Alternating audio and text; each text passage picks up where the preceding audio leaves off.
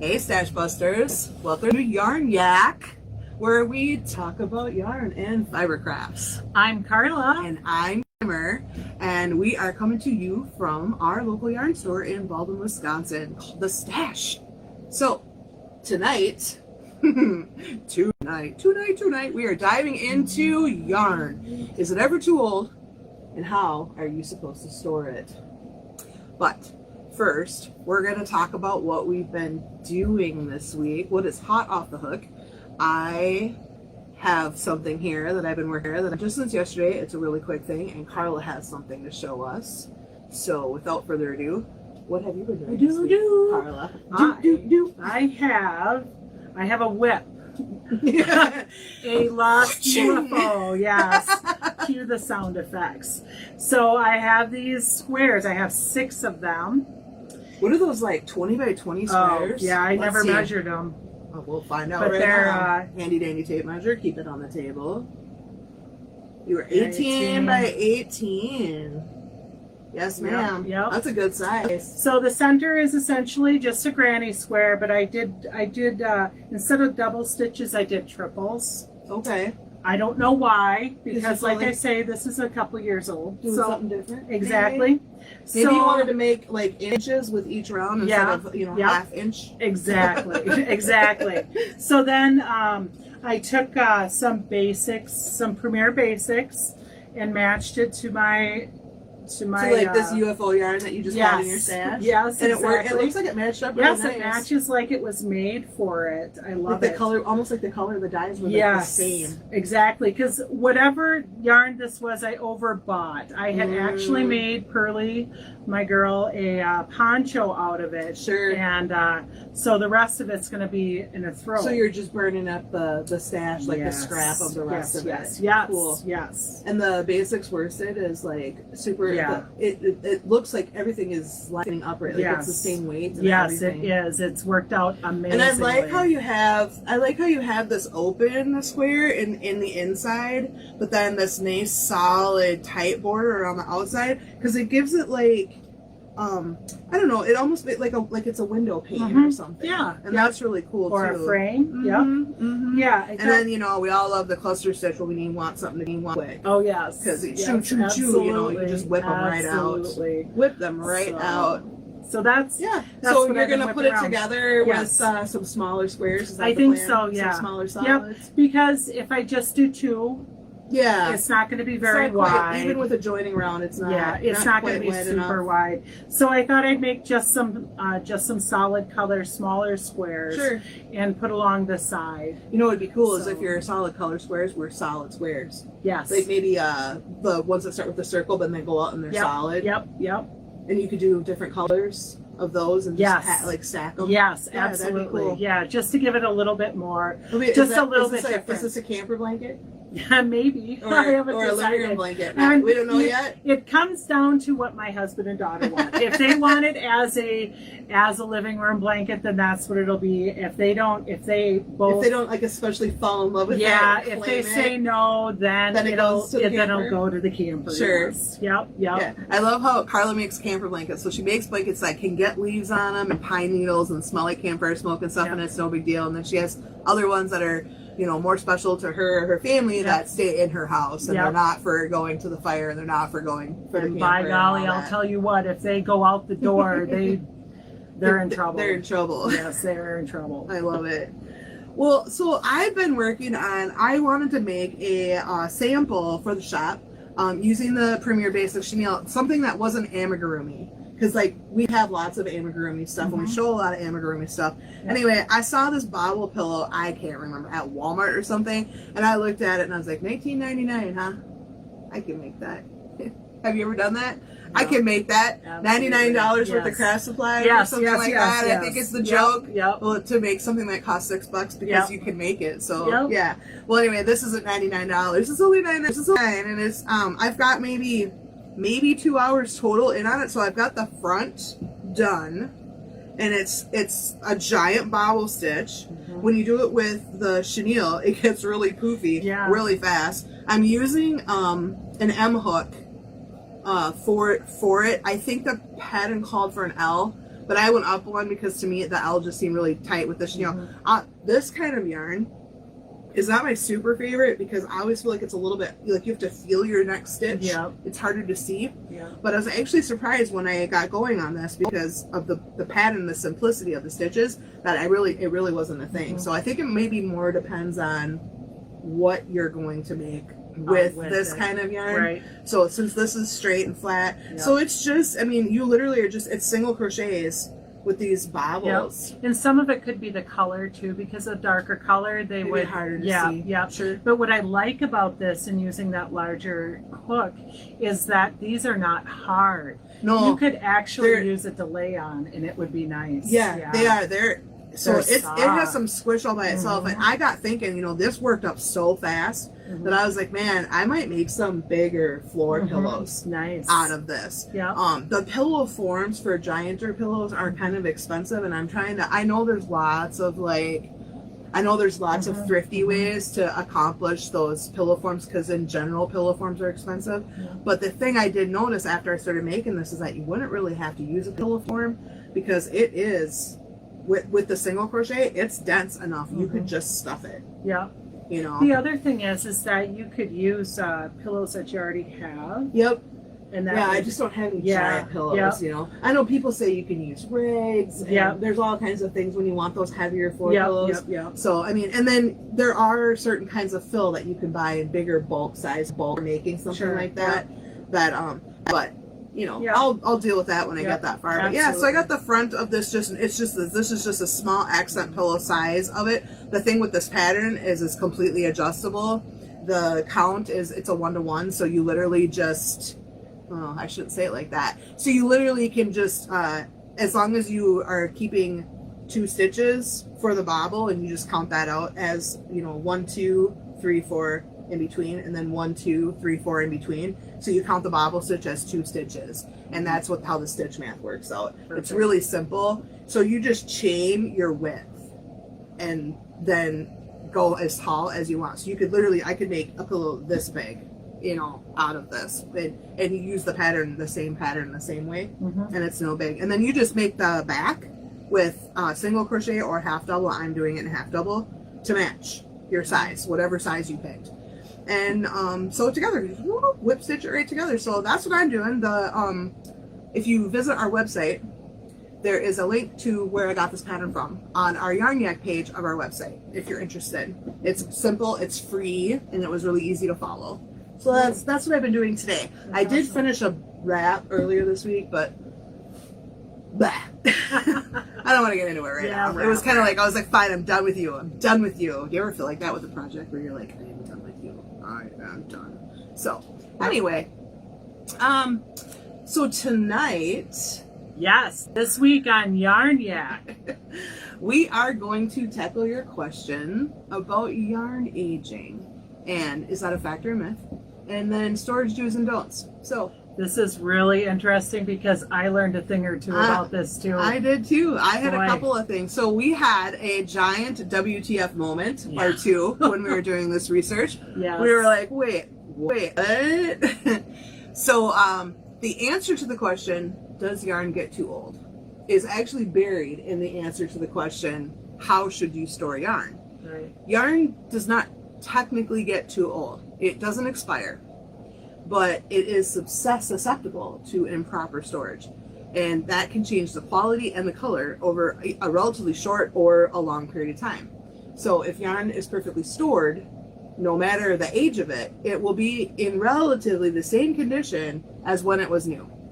But there are some preferences. Some people feel, and this was one thing that I was like, oh yeah, that makes sense, because we've been gifted older used yarn before, you know, older yarn, stash yarn before. So some people feel that older acrylic, especially, and some wools made prior to about 1995, they may not know that that's the date, but that is the date, has a scratchier feel. We comment all the time that it feels like, you know, plastic bags or whatever.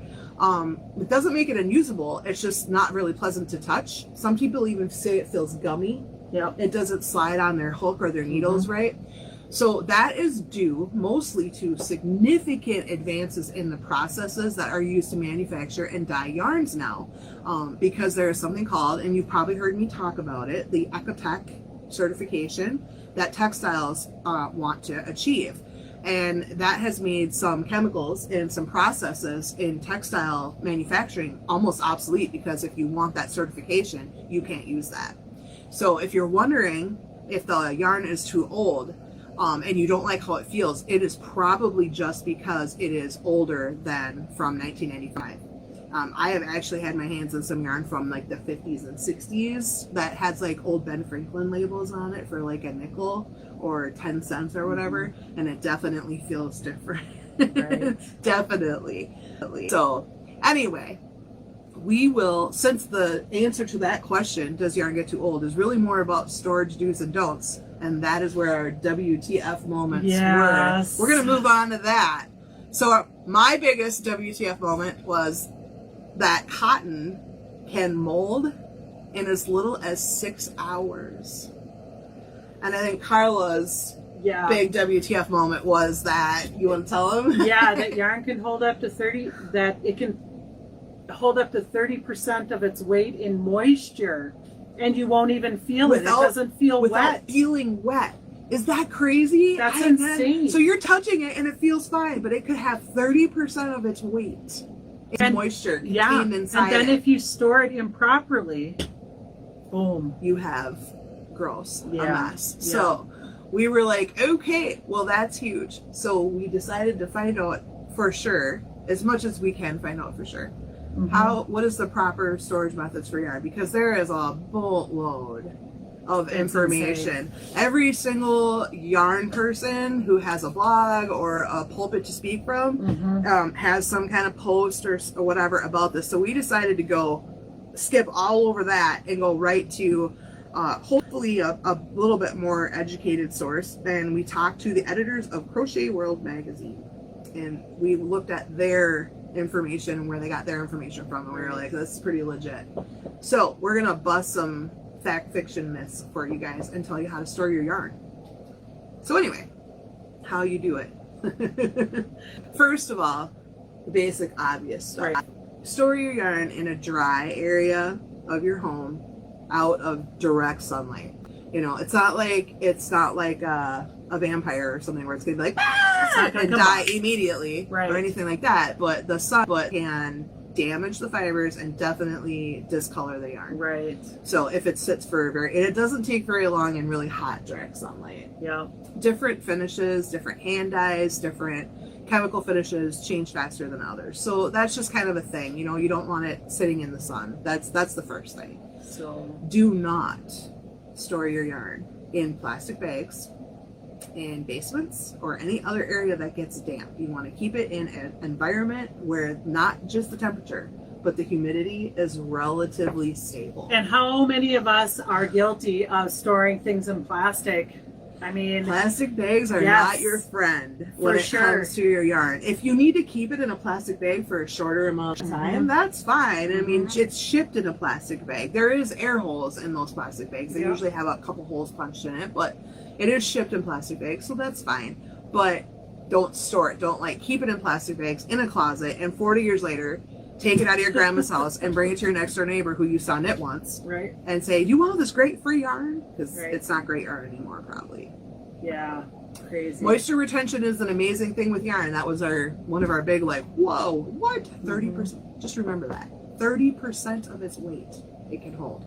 So the next thing that we found out is to store yarn in bins. So all you guys that have those Rubbermaid totes and you keep your yarn in those bins with the tight lids, you're doing it right. Yeah. That's the ideal way to store it. It keeps the sun off of it, keeps most bugs from being able to get in at it. And to tackle moisture, Carla had a good use silk packets. So whenever you purchase something, especially if you order through the mail, the postal service, there's silica packets in there, and I just hang on to those. If you buy fertilizer or whatever, I keep them. And then non-food ones, right? Yes, non-food ones. I take them I take those and then I put them in with my wool yarn. I've been doing that. I have a... And you didn't even know. No. 30% of its weight. No, I didn't even know that. I didn't, but I figure if they use these for storage of non-consumable items, sure, that it would work for my yarn. You were correct, because that was the #1 recommendation. Store your yarn in bins with tight lids and use silica packets for moisture absorption. They're cheap. You can buy bags of them on Amazon, like 1,000 in a bag.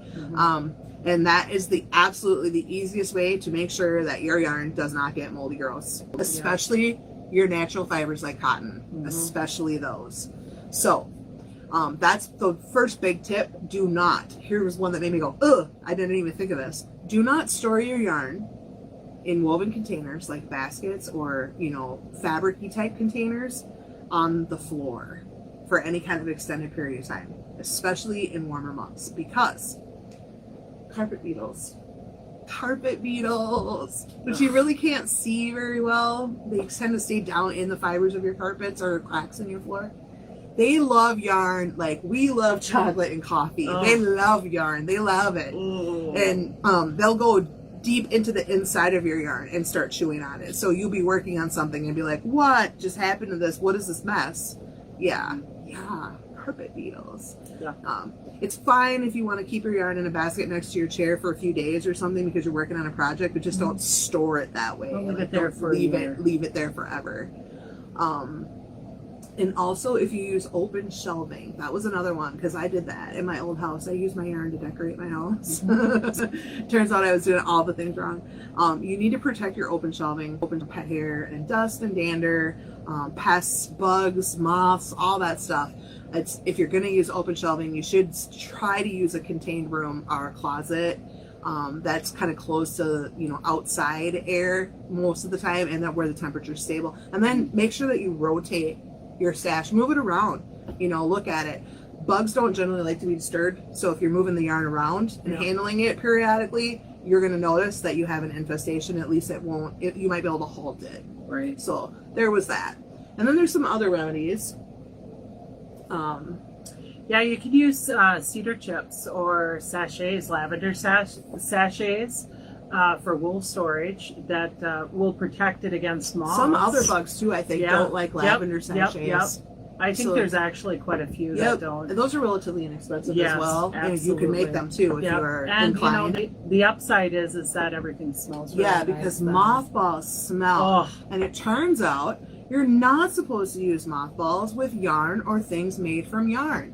Even though moths do a lot of damage to, especially wool, there's outgassing from mothballs. I mean, that's why they stink. There's outgassing from them that actually can damage mostly the coloration, but not the fiber, but the coloration. It messes with the dyes. But then it can wreck your yarn. Think how long that smell stays in there too. I mean, I'd rather smell cedar. Yeah, all day, for sure. All day, and I would rather, even though lavender is like my kryptonite, it will put me to sleep. I would so rather smell that than a mothball. Than mothballs. Yeah. So don't use mothballs. It's not worth it. Apparently, it's not. And it's not worth it. It's what they said. So the next thing that we found out that we were like, whoa, really? Okay, this is gonna for some people this is gonna be earth shattering. Yeah. Do not. You're supposed to store your yarn in hank or skein form until you're ready to use it, and then cake it or ball it. So a lot of people like to cake or ball their yarn all ahead of time, and because it fits more nicely in containers and stuff. And I get that. And again, I used to do that. I used to cake all my yarn because it looked cute, looked like cupcakes, all colorful and stuff. But apparently, it is bad for the fibers. So it causes, think of it like if you put your hair in a ponytail and you wear your hair in a ponytail all the time, and most women do that, and they wear it's generally in the same place on their head. You'll have all those little broken hairs around the outside, like your whole ponytail doesn't break off, of course, but you get a lot of broken hair around where your ponytail sits. So it's a lot like that. When you cake it, you are stretching it a little bit and putting some pressure on it, especially if you cake really tight, and that will damage the fibers over time if they're left sitting like that. So caking it up when you're getting ready to start a project, even if it's a few months project, you can go ahead and do that, but maybe cake them 2 or 3 at a time or something like that. If it's a shorter project, don't cake it till you're ready to use it. It's just not worth it. That is why yarn is sold generally in the hank or the skein, because it is neat and it's wound up, but it's not tight. And so it's easier on the fibers, and that means it can sit like that for an extended period of time without becoming damaged. So I was gifted some yarn that was hand-balled by my mother and father-in-law before they passed, and I'm recently using that, and it's been a few years, and all of that yarn is super stretched. Yeah. I mean, it wasn't... So the ply starting to come out because it was stretched way out. So then when it releases, there's no bounce to it anymore. Like this is squishy. That doesn't have any loft or squish. There's no squish. And we love the squish. We always want the squish. Always. So then the other thing that we tripped over, this has been all over the internet lately. It seems like more so, and it's been around a long time, but it seems like it's just been, I know there's Facebook pages devoted to this now, the unraveling trend, the unraveling to recycle trend. People going to thrift stores or secondhand stores and buying wool sweaters and and so on, and then unraveling them to reuse the yarn, because there is a massive problem with textile waste in the United States. That is no lie, and I am not poo-pooing recycling. Yarn. It's a great thing. It's a great thing. But if you decide that you want to do this, there are some things that you should keep in mind, and that includes going to secondhand stores and buying yarn, garage sales. I mean, we've all seen giant bins of yarn at garage sales for $10, and you're like, being gifted, mother load, or being gifted. Like I said, someone's grandma, has passed away or something like that, and I bought all this yarn 10 years ago and I don't use it anymore. I know that you crochet. Would you like it? That kind of thing. We've all been there. So I was always operating under the impression that freezing or washing yarn takes care of anything that could be wrong with it. That is false. That is a myth. All this stuff on the internet you see about freezing yarn for a few hours to kill bugs and things like that is actually not true. You might kill the bugs, but you won't kill their eggs. And eggs are what causes an infestation. So if you choose to take secondhand yarn, no matter where it came from, you should definitely store it separately from your other yarn, because if there's something wrong and you don't realize it right away, at least the rest of your yarn stash won't be affected by it. Just keep it in a separate bin until you've worked it, and then you'll know if it's okay or not. The biggest risks with secondhand yarn are bugs and molds from improper storage. You can't see all kinds of mold, but you can smell them. So well, and the bugs too, you need to be aware that it's not just like spiders or beetles or anything. You got to remember about bed bugs, about lice, about fleas, and all it takes is their eggs. All it takes is their eggs. And it is true that some of those things can be killed by freezing, but not all of them. And it is not guaranteed whatsoever that you can kill the eggs. So just be careful. I'm not trying to creep people out. I'm not poo-pooing secondhand yarn. Just be aware. It's just a thing to be extra like, I got this secondhand. Don't take it home and throw it in your project basket or put it in your closet with the rest of your yarn. Put it in a separate container, something hard like a bin, something with a lid that actually keeps it contained away from the rest of your yarn until you've worked it. And throw your silica packets in there. For sure. And the silica packets, if there is moisture in it, that might pull some of it back out. If it hasn't molded yet, it might be in time to save it. So that was the thing. I was like, okay, I did not know that. I was always under the impression that freezing or hot water washing Me too. was enough. I mean, you can't hot water wash wool, but you know what I mean. I always thought one of those 2 deals was enough, and it's not. So if you get some secondhand yarn given to you, or someone hands you some yarn and you don't know them or whatever, you didn't buy it from a store and bring it home your own self, right? So you don't know where it's been. That's like, where has this yarn been? Do tell, if yarn could talk, right? Here's one thing you can do that works every time. Is use the sense test. So it's literally your own 5 senses. It can be done in just under a minute. First, smell it. Smell it. Take a whiff. Okay? If you smell must, that absolutely will indicate mold and probably mold. If you smell this is the description that she gave that I was like, oh my God, I have smelled that and I didn't know that that's what that was. The rotten crayon smell. The rotten crayon smell. If you can imagine what that might smell like, when you smell it, you will be like, oh my God, that is what that is. That indicates rancid lanolin in wool. And I was like, ugh. So you know how like olive oil or butter or anything like that can go over and become rancid and it just has this weird gross smell? That is what that is, rancid lanolin. So yeah, it's crazy.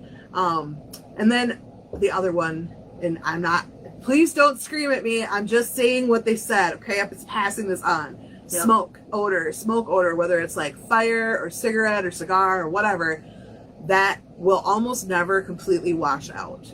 So that's just something to be aware of. If it doesn't bother you, it's fine. But if it does bother you, or you're gifting it or using it for charity, you should probably pass on yarn that smells like smoke.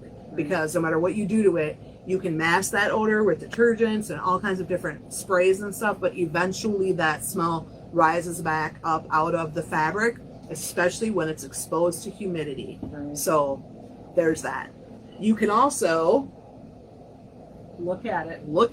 Just look at it. Would you look at it? Look for pet hair, dust, dander, discoloration, broken fibers, mold and mildew. A lot of this stuff presents itself just by looking at it. So black or white, like almost looks like powdery stuff that's stuck to the yarn. That's mold or mildew on yarn. You know, pet hair, again, a lot of us have pets. There's pet hair in some of my yarn. That's just life. But if it bothers you or you're gifting for charity, or you should probably pass on that. That dander. You know? And dander just looks like kind of like dandruff, I guess. But if you have pet hair, the chances of you having the dander in there are pretty good. High. Yep, for sure. And then the third thing is to feel it. Just feel it. Does it feel really brittle or really excessively dry? Like it doesn't have any spring, it doesn't have any smush to it at all? Or does it feel damp? If it feels damp, just walk away. It's just walk away. It's not worth what you're going to have to deal with. And you can do something called the pull snap test. You just pull an end out of your yarn. Kyle's going to demonstrate. And then you hold both ends of the length and you just give it a little snap. Just, you know, you don't have to like try to break it, but just give it a good hard snap. If it splits off or fibers roll apart, or for God forbid it breaks, that yarn is probably garbage. Some fibers are naturally do not stand up to the pull snap test. I'll tell you one I know doesn't, and that's Rowan Felted tweed. Certain thicknesses and plies in certain fibers, the way they're made, and they're intentionally made to serve a function, just won't stand up to the pull snap test. So it's not foolproof, but it certainly works on things like acrylic and cotton. For sure acrylic, because in that, you know, to be fair, that gets gifted a lot. That's generally the thing you're going to probably get or find in a secondhand store. Absolutely. Those kinds of yarns, for sure. So I hope that told you something, because I sure learned some stuff researching that. I did too. I was like, whoa. One person asked me a question and I was like, I wonder if what I think is true or just what I think. Let's find out. Yeah. So we did. So thank you, Kathy, for that question, because it was an education. Huge. So I got one for you, Carla. Oh, okay. Now for our deserted island segment. Okay. So, yes. She does not know the question I'm going to ask her. I do not know the question she's going to ask me. We only know that it's a deserted island question. So my deserted island question for you is, if you were stranded on a deserted island, would you rather be stranded with yarn that feels like a wire brush or that smells like baby formula vomit? You have to choose. Yes. Okay. So because I have such a sensitive nose, I'm going to have to go with the wire brush every time. I would never be able I couldn't to deal with the vomit. No, I'd rather deal with the super scratchy on my hands, like scratching my skin to the point of bleeding. Yes, and before I would want to hold something that smells like vomit and is making my hands smell like vomit. Yes, and then making me vomit. Yes, and because you need to keep all the calories you can. Right, if you are you're stranded on a desert island. Truth. Who knows when you're going to get another meal in? Yes, exactly. So you can't be vomiting. Yes, exactly. It's better to bleed. Yes, yes. Okay. So, if you were stranded on a desert island, would you rather have no yarn and a hook, or no hook and yarn that smells like a musty basement? Oh, come on. I have to have something to do. Yeah. Yep. I'm going to take the yarn that smells like a musty basement. I don't know what. I could find a stick. I'll find a stick and I'll chew that thing down into a crochet hook. She'll die. And then I'll just hold it really far away from me. Oh, I'm gonna go with no hook and yarn that smells like a musty basement. But I would be trying my luck at plant fibers. Would you? Yeah, I didn't even think of that. Yeah. I didn't even think of that. Yep, plant fibers all the way. So you already have a perfectly good hook, and you just use vines to crochet with. Man, I pooched that question, didn't I? I missed the honest. No, right, well, you can have the musty stuff. I don't want it. I don't want it. I don't want it.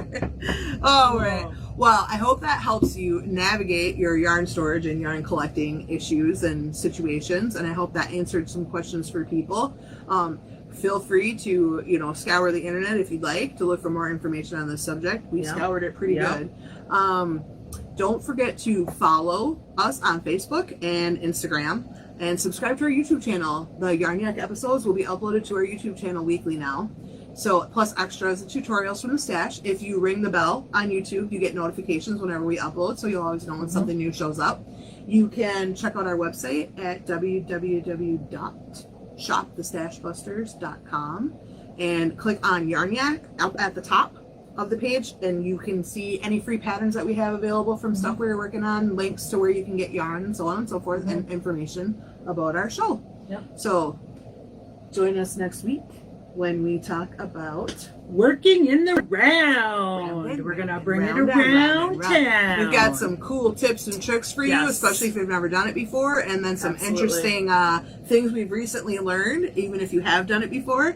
So we're excited about that, and we're going to deep dive into working in the round next week. We have lots of fun stuff planned coming up pretty soon. We've got some fun content. We're going on a few field trips here in a little bit, and we'll be able to show you some neat stuff. So I hope you guys will come back next week and watch Yarn Yak with me and Carla from the stash in Baldwin. But for now, we're out. We're going to say good night, Stash Busters. Woo!